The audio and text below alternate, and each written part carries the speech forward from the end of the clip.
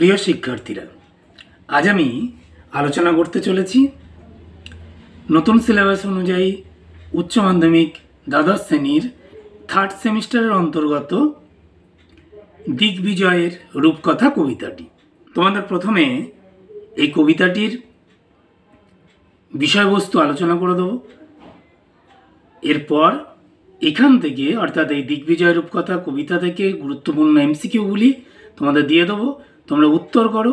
পরবর্তী ভিডিওতে তার উত্তর দিয়ে দেবো। এবং আগের যে ভিডিওর তোমাদের যে কবিতাটি ছিল ধর্ম, অর্থাৎ অন্ধকার লেখাগুচ্ছ, পরবর্তীতে নাম হচ্ছে ধর্ম, সেই কবিতাটির উত্তর আজকে আমি কথা মতো এই ভিডিওতে তোমাদের দিয়ে দিচ্ছি। অতএব রূপকথা কবিতাটিতে কবি প্রথমেই বলতে চাচ্ছেন যে দুয়োরানীর পুত্র রাজপুত্র, অর্থাৎ সে দুয়োরানীর পুত্র হলেও তার রক্তে রাজার রক্ত প্রবাহিত হচ্ছে, সে রাজ ঔরসজাত একজন সন্তান এবং দিন তার মায়ের সাথে অতি দুঃখে দিন অতিবাহিত করে। তবে সে নিজের শ্রেষ্ঠত্ব প্রমাণের জন্য দিগ্বিজয়ে যেতে চায়। তবে দিগ্বিজয়ে যেতে গেলে সাধারণত আমরা দেখি যে বিভিন্ন প্রকার অস্ত্র তাদের সাথে সরঞ্জাম হিসাবে নেয়, কিন্তু এখানে রাজপুত্র তেমন কোনো অর্থাৎ কবচ, কুণ্ডল, ধনুক, শিরস্থান, তুনির কোনো সরঞ্জামই নেই। তার সরঞ্জাম বলতে আছে মায়ের দেওয়া দুটি আশীর্বাদী। প্রথম যে আশীর্বাদী রয়েছে সেটিকে বলা হচ্ছে জাদু অশ্ব।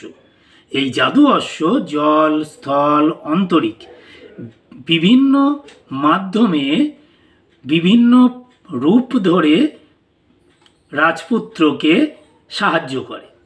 তাকে রাজপুত্র নাম দিয়েছেন বিশ্বাস। দ্বিতীয় যে তার সরঞ্জামী মায়ের দেওয়া আশীর্বাদে সেটি হচ্ছে মন্ত্রপুত অসি, যে ইস্পাতের তলোয়ার যা সহজে ভাঙে না, মন্ত্র দ্বারা তা পবিত্র করা। এর নাম রাজপুত্র দিয়েছেন ভালোবাসা।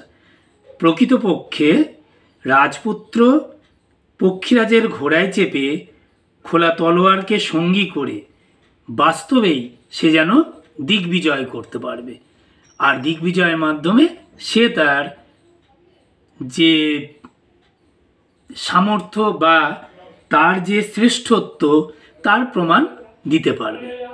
এই হলো কবিতার তোমার সারমর্ম। এখানে কয়েকটি শব্দের অর্থগুলো পড়তে হবে, সেগুলো আমি তোমাদের এমসিকিউ রূপে কোশ্চেন দিয়েছি। যদি না পারো পরবর্তী ভিডিওতে আমি দিয়ে দেবো, আর তার আগেও তোমরা কমেন্ট করতে পারো ভিডিওতে। তাহলে চলো দেখে নেওয়া যাক তোমাদের গুরুত্বপূর্ণ কী কী এমসিকিউ আমি রেখেছি।